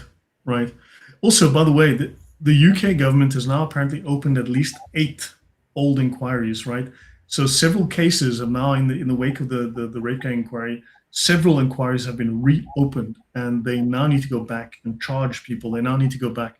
However, the issue being, and this is Maggie Oliver speaking again, the they spent like 186 million pounds or something on one of these reports. They didn't hire new policemen. They haven't changed the culture. They haven't removed the Muslim police officers who are sympathetic in a tribal sense to their own people. And so sure, they've sent back at least 8 of these cases to be reopened, re-examined, for the investigations to be redone. But who's going to do them? The same people who botched them before, the same people who did nothing before. And besides, you've got you've got whole counties who are unable in any shape, way, or form to solve any car thefts or any serious crimes. They can go after tweets, however. They can get 30 officers to arrest you at home for a tweet within 20 minutes of you sending the tweet. But there are places where not a single car theft has been solved in 12 months. So this is crazy. There's no enforcement. So this is more just talk again. I think the danger is as well is that if you're looking at certain police stations, police areas of control, you don't know how many of those people are still involved in the police, that if they were involved in some kind of local investigation into these things, if there's for their own benefit or maybe for their own guilt, chaperone the investigation into a direction where they see fit. So you don't know how much influence old school people are still there, or still old school people that may longer not be serving and have been pensioned off, but still have a measure of influence to navigate the investigation into a direction where they want it to go to. I mean, the UK is, this one here, police log hate incident against mother who failed to call her trans child by their new name. This for me is where the real problem lies, in a manner that I don't think people understand. We've already seen where children can go to school, and this is children, primary children can go to school, identify it as being the opposite gender, give themselves a name, and the school are under no legal obligation to inform the parents that's what's happening at school with their child. The fact that a parent has had a hate crime registered against them because of the child that they gave birth to no longer wants to use the name that was assigned to them by their parents. You have to ask one question in all of this: who the heck influenced the child that they could change their name? Of course, I mean the school could change their name, and it would be enforced by the school, but now also the police. Now, if you think about what's going to happen next year, where this is where I think Keir Starmer is probably going because of this that's going to be implemented, which is the having to register your details if you're under 16 or for social media access is another way of, if you're over 16, you have to register for the access. So it's a data capturing trap. Yeah, but but you've got to prove you're over 16, which means it's not just children that are being rejected. Every single adult will have to qualify for getting on to the internet. Exactly. There's the point. It's trapping everybody. This is not a kiddies thing. This is an everybody thing. But it works twofold, because it's also suggesting that parents don't have the right to govern and determine what information or what gadgets. That's Marx. Marx, the state owns the child. Exactly. This is Marxism. This is basic Marxism from Marx's early writings. And you add on to that several years ago, I think it was about 15 years ago now, where the school has the rights, because there was one case that came out in the United Kingdom where a 13-year-old got pregnant. The school arranged for the child to have an abortion, and they were under no legal obligation to inform the child of the parents of the child of the 13-year-old girl that they'd arranged an abortion for their own daughter. The parents only found out because the dinner lady told the parents, because the dinner lady knew the parents. That's how it came out. So we're looking at the state having more control on children than what people realize. If you go back to I've sent you links to certain material that they're teaching in school now about how to spot a racist, how to help an immigrant. So if they're getting trained at school, as an example, this has an implication that they are racist and they should be scared of racism. Racism is terrifying. So they're actually spreading racism. They're creating a phobia. They actually are making the problem worse. So they're inculcating the issue into people. And of course, you're not allowed to find racism in blacks, I bet. Right. This is it. So what happens is, if they go home and the child, let's say the parents are talking about something on social media, or there's something in the news, or maybe something about putting the flag out, the child can effectively go to the school teacher and say, this is what my mummy and daddy said. That's where the problem is. So the children are getting controlled more by the school than they are getting influenced by the parents, which is yet again another way of undermining the biblical narrative, where the parents are under compulsion to raise their own children in their own household with the mental regulating, as it says in Deuteronomy, of Yahweh. But now the school is turning around saying, no, we will educate your children. We will indoctrinate your children. Yep. In fact, we are the parents. You're nothing more than the babysitters. Yeah, no. So, and then of course, we should be angry over the decision not to bring charges against the brother of Henry Novak's killer. He helped him lie to police. He was recorded colluding with the brother to lie to police. Now, I mean, this is clearly a double standard. This is clearly two-tier. And I mean, you guys are just, at the moment, the UK government is just rearranging the chairs on the Titanic. You know, they're just swapping the chairs out and replacing one Labour idiot, one Fabian Labour idiot with another Fabian Labour idiot. But look, I mean, this can't go on forever. At some point, the rubber needs to meet the road. Seriously, this cannot go on forever. They can't kick this can down the road permanently. Chloe's made a comment in there. Many people are taking their children out of school and homeschooling them. I wonder how long that's going to last, Chloe, because that is obviously increasing. People are now, I've hearing a lot more about home children, their children. I wonder how long that's going to last, where they make it a legal obligation that you have to send your children to school. Yeah, you know what? Hold on, hang on. I just want to get something.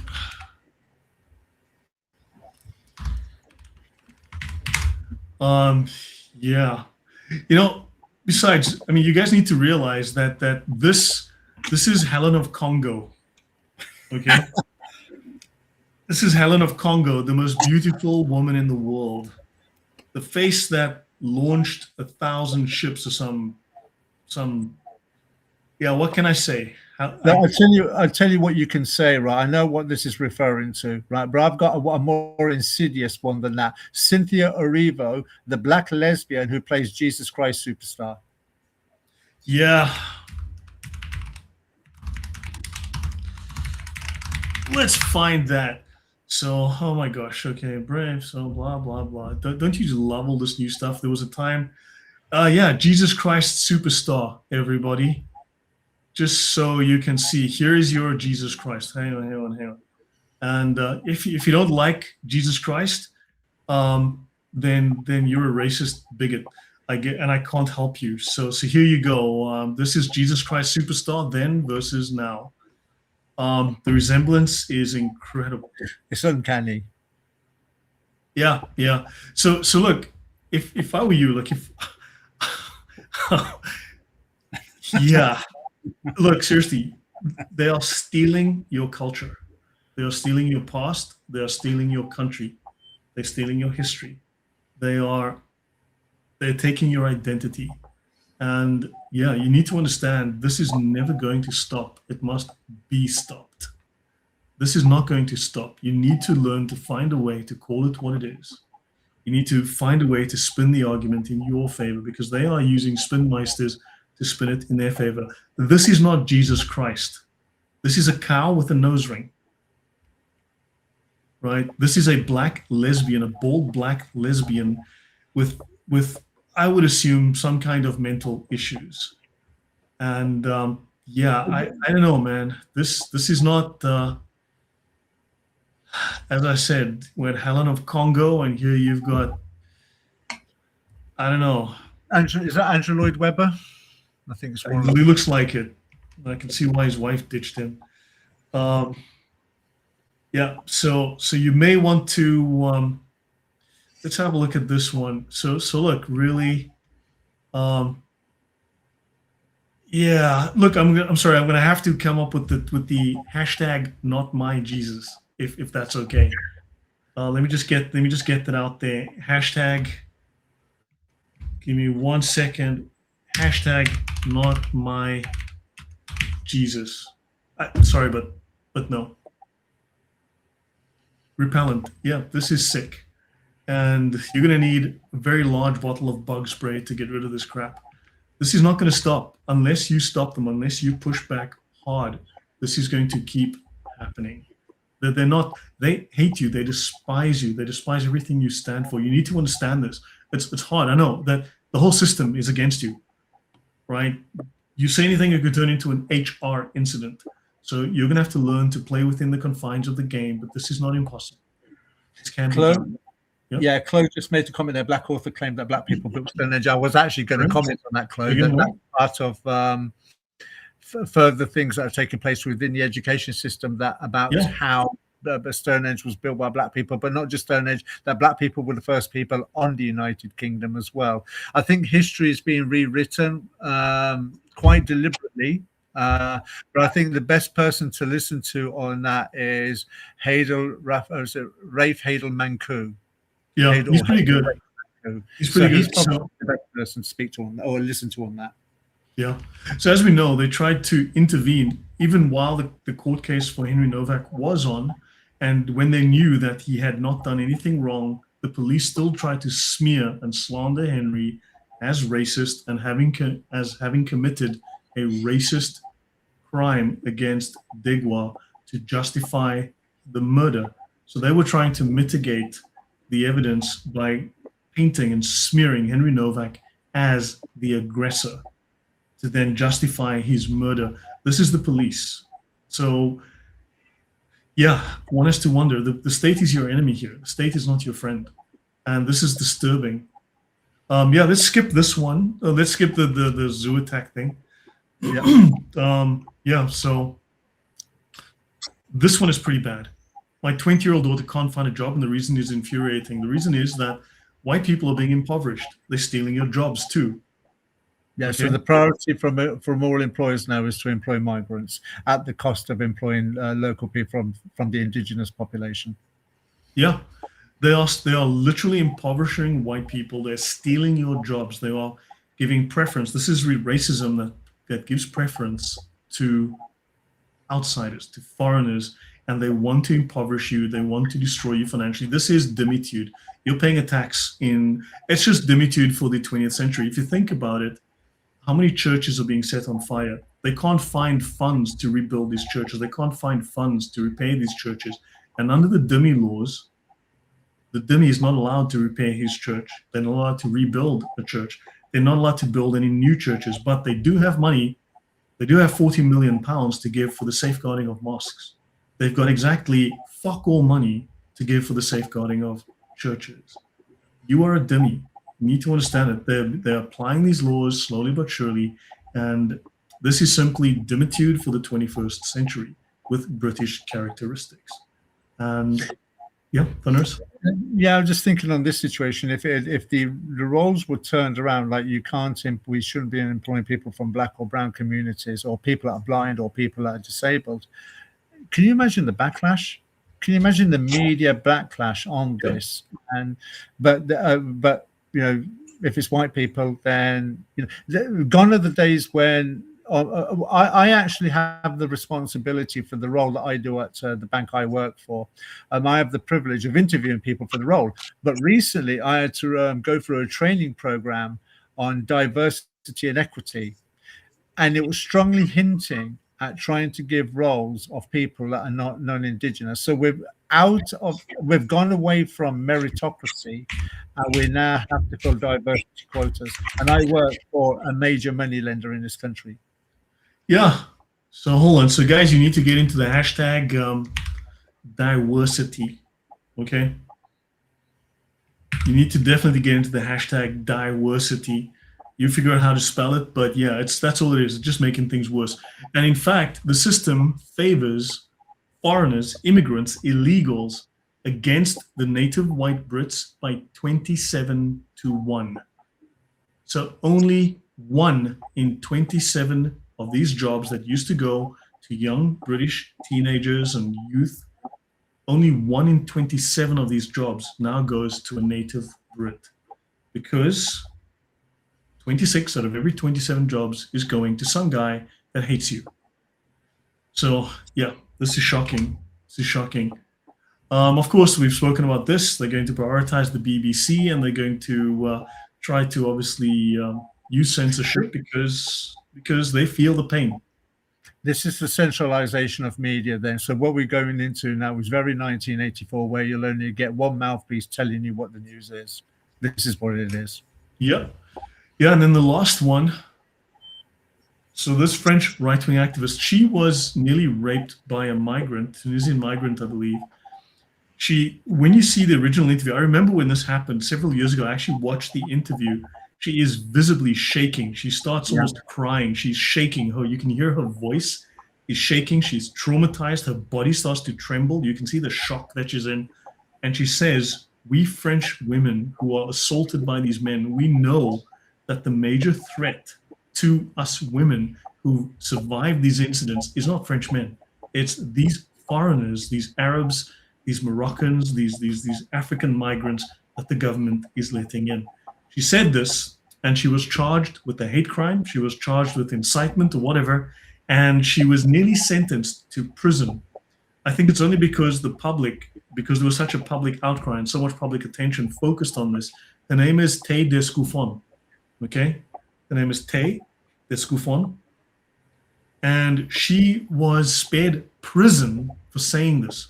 Apparently, having an opinion after you were nearly raped by a migrant, and the facts and figures quite literally do bear out. For instance, Afghan migrants are known statistically. In Germany, they have some fantastic figures, which I've covered on the channel. The official German Bundesamt, the Bundeskriminalamt, the German state criminal authority, shows that I will have the figures wrong here because not in front of me, but I have covered them at length on the channel before.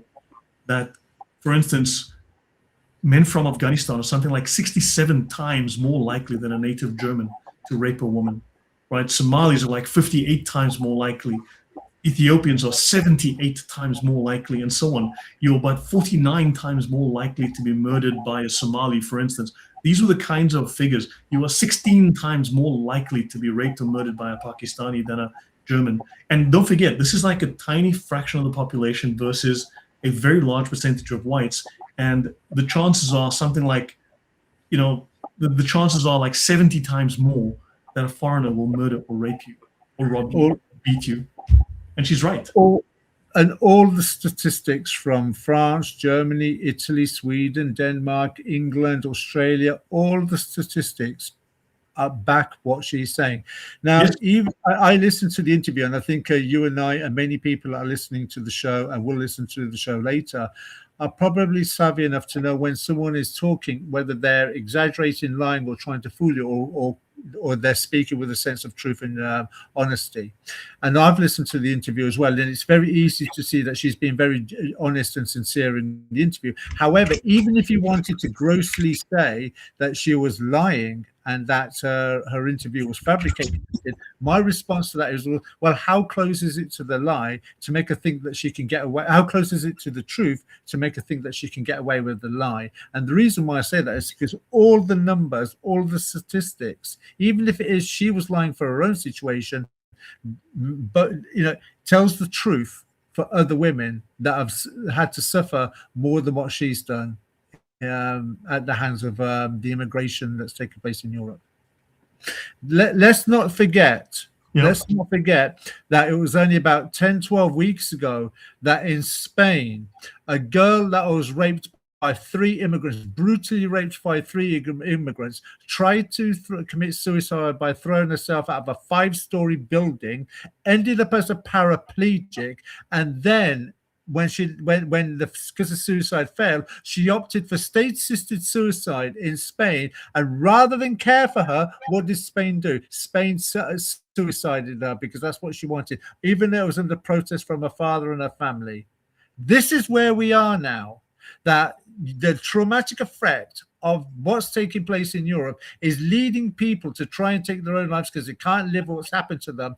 And what does the state do? Rather than comfort them, rather than make arrests, rather than make the environment safer, no, if you want state-assisted suicide as a way of getting that out of your mind, we will kill you at your request. That's where we are now. Belgium do it, Spain does it, and Canada will state-assisted suicide you if you're flipping homeless. Yeah, actually, you know what?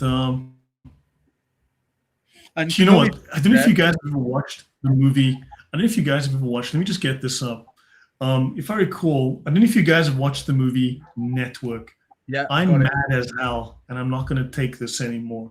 Yeah, I watched this movie. It was actually really good. There were some really interesting points made, right?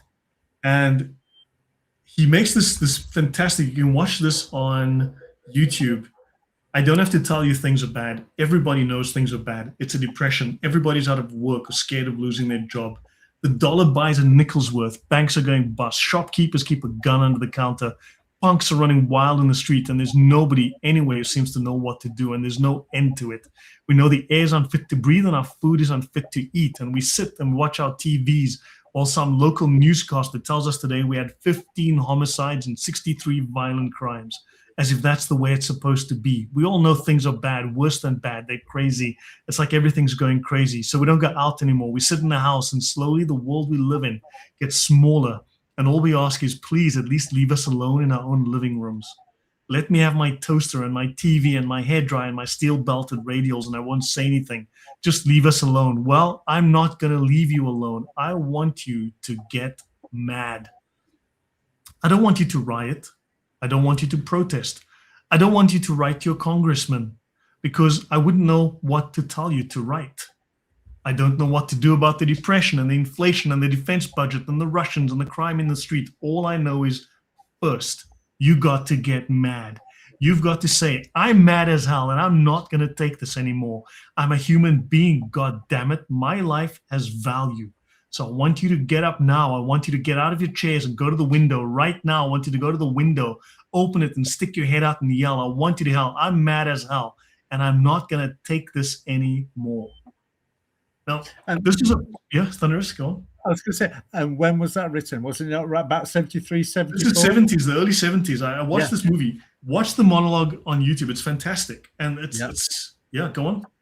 There's another monologue from a TV series. I think it ran for TV 3 seasons, where I forget what the show was, where somebody was talking about a guy that's pretending to be a member of the media, and he started relaying the facts that how America is like 4th as far as education is concerned, 6th as far as something else is concerned, 17th as far as something else is concerned.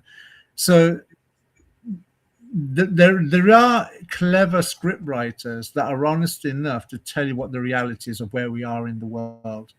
Yeah. But that particular one that you've read there is of more significance, because the latter show says something that was quite obvious, that we all have access to via the internet and doing by a simple entry level research. But that was 1973 or 74, when there was no access to the internet. And if things were so bad that they felt the need to put that in the script then, and they thought they can get away with the script as it was then for people to understand what was going on, we're in a far, far darker situation in 1973 when the script was devised. Look, we've come back from worse. People have come back from worse.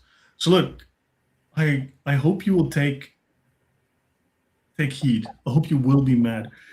Nigel Farage was not wrong when he said you need to have a cold, calculated rage, right? Because that is not violence. That is you take stock, you think rationally, and that anger is a motivator. That anger forces you to take stock of the reality of the ugly situation you're in, and you think, fine, I am not going to take this anymore. I'm going to deal with this in a calculated, careful fashion. You're not here to throw your life away. You're not here to become a martyr, but you are here to say, I am going to be ungovernable under rules which are illegal. I am going to take whatever legal action I can. I'm going to overload the system. I'm going to poison that well. And that is a metaphorical statement, YouTube and MI6, who are probably listening. You are not going to allow them to foist their propaganda anymore. You are not going to be a victim of their propaganda, their particular effort to control your mind and your thinking and limit your thinking. You are going to see clearly, and you need to speak up so that others can see they are not alone. You are not alone. Others share your views. You are not alone. You are not deranged. It's not an aberration. You are correct. You are morally correct. You are morally justified in taking a stand, and you are up against a system that is immoral, that needs to ultimately be destroyed. and you have a right to your homeland. These are not to be questioned. These are not even matters for discussion. You have every right to make sure that guests in your home behave, and these guests have overstayed their welcome, and they should be expelled. That's my final word. Your final word, Thunderous. Yeah, my final Yeah, word. no. Hey, I don't disagree that Nigel Farage is, shall we say, a questionable entity in politics. Granted, but he was correct. All I said was he was correct in regards to that cold rage. Yes, I'm not calling anyone, and we should not call anyone to be violent. Violence will happen. It is probably inevitable. I don't think it can, because what is happening here is social violence. It is societal violence that is being foisted on people. It is oppression. It is totalitarianism. It is gaslighting. It is causing distress, and it is going to erupt as violence. This, I think, is unavoidable. But I'm not calling on you to be violent. There are other means you can take. But yes, you are being forced into that corner. That is happening, clearly. And, but yeah. Yeah, to Chloe Cox, so like she says there, NHS doctors from abroad found to be working in local hospitals who didn't have actual qualifications. I think Lloyd and myself covered that several months ago, where it's been found where people from certain countries have come over with fake certificates of medical certificates. Yes, we covered that last month, yeah. Yeah, so this is not unknown. We are aware of it, and I dare say there's probably other roles of employment in this country where people with fake credentials have gained access to roles within there. But as my final thought, as we end the show, is that if people are familiar with the Bible, there's a situation between the nation of Israel and the Philistines, and Goliath is standing taunting, saying, well, who's going to come if you send out your best fighter and if I fight him, if I kill him, then the nation of Israel have to become the slaves to the Philistines, and vice versa. And now, knowing the nation of Israel should have known that Yahweh was protecting them. They knew that Yahweh was the God, but not one of them stepped forward until King David, a shepherd boy, stepped forward. The point I'm trying to make is there are a lot of people that have the courage, but they're waiting for somebody else to say something so that they can respond. We're living in a culture of fear, where a fear has been created of you having an opinion, saying anything, telling the truth, or exposing a reality of what another person's ideology is. That's the fear that we're living in at the moment. And many people want to say something, but they don't know what to say or even how to say it. Sometimes we may have to start the conversation ourselves to get people to engage with us in that very much like David and Goliath way. Yep. So, guys, you know what? I'm going to end off by putting a link to the Rape Gang Inquiry Report by Restore Britain in the chat, right? So please download a copy of this report. I've read it. It was horrific. Yeah. Right? Yeah, did I read everything? So hold on. Yeah, I'd read up to, I think I read up to page 180. I haven't read the appendixes. Maybe I'll do the appendixes. So I spent 2 days going through it. I read it. So I will go through the appendices, I think. But please download a copy. I put it in the chat, right? And guys, I think we've said enough here. If you're a Christian, your job is to fight against evil. If you're just a reasonable, rational, good person, your job is to oppose evil, because kindness and tolerance of the wolf is injustice to the sheep. You're simply just allowing those sheep to be led to slaughter. And I'm not asking you to be wolves. I'm asking you to be sheepdogs. The sheepdog protects the sheep. The sheepdog is the friend of the family. The sheepdog is the hard worker, the ally of the farmer. And when the wolves come knocking on the door, the sheepdog goes to work. Not because the sheepdog is violent, but because the sheepdog loves and protects what is behind it, and it will destroy the threat in front of it. It is not there to do harm. It is there to stop the threat. And this is what we need to be. So be a sheepdog. My final word. Thank you, everyone. Thunderous. Yep, thank you, everybody. Thank you, Lloyd. I know it's the show's been longer than what we anticipated, but there was a lot of material to go through, and no doubt tangents that we knew we were going to go on. So thank you for going through that material, and I look forward to our next discussion. Yeah. So thank you, everyone. and we shall see you all probably tomorrow. I'll be back online. Maybe Thunderous will join us, and with, of course, JC. So everyone, good night. Have courage. God bless. Take care, everyone. Bye-bye.